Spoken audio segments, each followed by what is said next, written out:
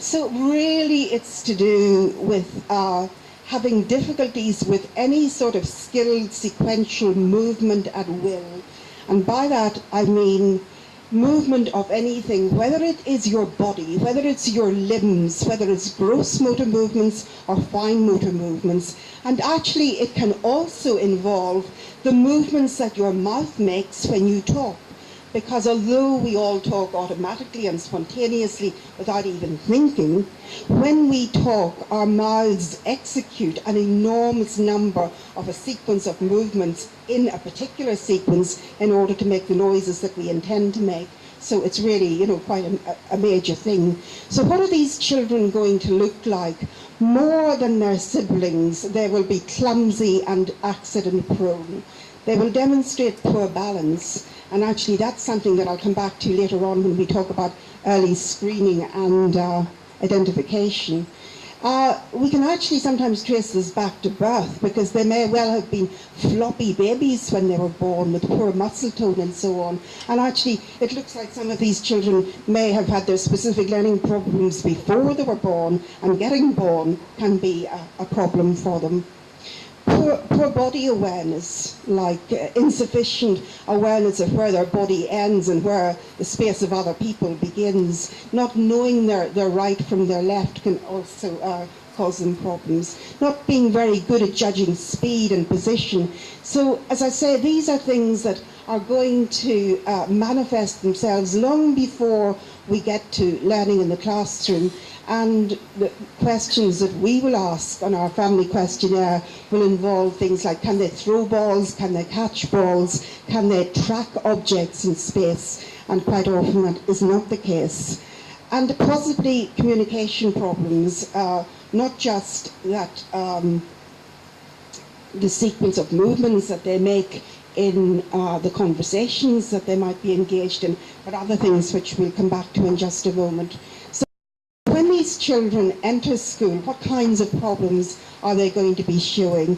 Before we can even get them into school in the morning, parents may experience problems with, getting them to get their breakfast into them, or getting them to get their clothes on them. So, everyday life tends to be a problem for them and the families that they live in. Interestingly, they tend to avoid and shun the lessons that many dyslexics actually favour, because there's nothing to do with literacy in most sport, art and crafts lessons. But these are the lessons that will expose our dyspraxic population and show their inadequacies and deficiencies managing motor actions. Handwriting may look absolutely messy because they haven't got good pencil grip. It may take them all day to do this. A different kind of writing problem from our dyslexics. Dyslexics may well have difficulty in sustaining their sequence of thoughts over a sustained period, and so their handwriting difficulties may not be obvious just as readily as the handwriting problems that dyspraxics have.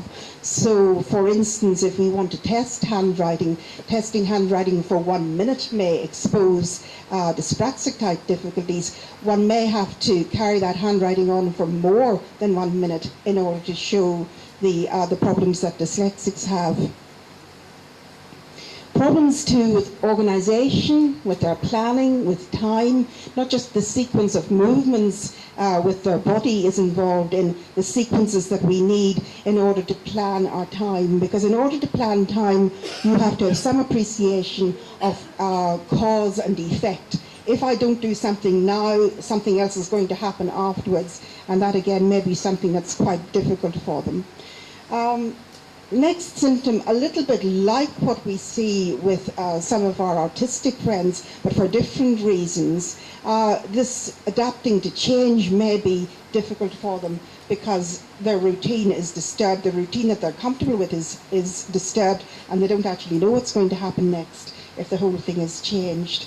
And while our dyslexics may have difficulty with verbal memory, which we'll come back to later on, our dyspraxic children may have difficulty also with visual memory.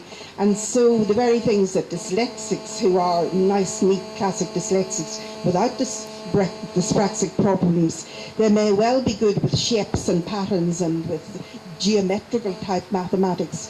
Our dyspraxics may well have difficulty with that. So when we do intelligence testing, the non-verbal IQ may seem to be depressed because they're not very good at dealing with material that is not verbal, in fact. And the final bullet point here about making friends and keeping friends. Sometimes these children are just a bit awkward. They aren't good at sizing up social situations because they don't actually observe the non-verbal signals that other children are giving off. And, you know, I often say, we're moving on now to dyslexia. I often think that if you have to have an SPLD, dyslexia is the one to go for. It's the best prognosis you can come up with, because I think with regard to some of these other problems, if you are dyspraxic, it's certainly a problem that's going to affect you, as they say, 24/7, not just while you're sitting at school in front of books and trying to learn things. So I think that the plight of our dyspraxics is in fact a much worse one than those who have dyslexia on its own. Okay, looking at how dyslexia and our knowledge of it has developed over the years, this is a label that's been around for quite a while.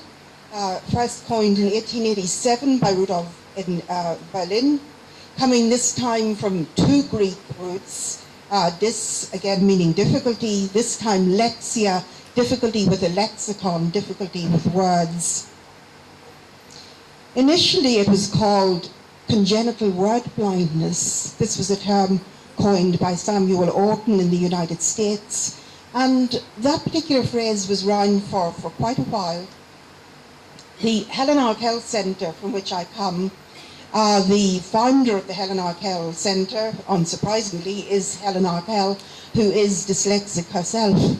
Her history was that she was the daughter of the Norwegian ambassador, and in her childhood she moved around various Scandinavian countries, and her lack of progress in literacy was explained because she was working in several different languages. And in fact, it wasn't until the 1950s, when she went to Denmark and to Copenhagen, she was diagnosed as dyslexia at what was then called the Word Blind Institute in Copenhagen.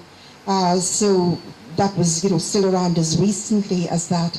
However, we know there is much more to dyslexia and visual problems.